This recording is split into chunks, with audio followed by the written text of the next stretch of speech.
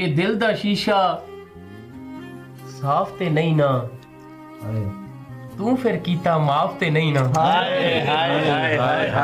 उमर भाई कि दिल दा शीशा साफ ते नहीं ना तू फिर कीता माफ ते नहीं ना।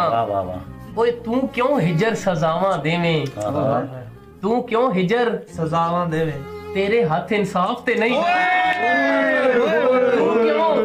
तू क्यों हिजर सजावां देवें तेरे हाथ इंसाफ ते नहीं ना।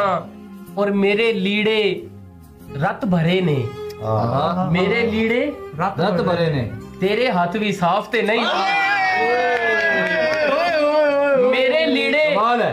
मेरे लीड़े रत भरे ने तेरे हाथ भी साफ ते नहीं ना। क्या बात है। और कठिया जीण दी आदत पाके कठिया जीण दी आदत पाके ओए वख होना इंसाफ ते नहीं।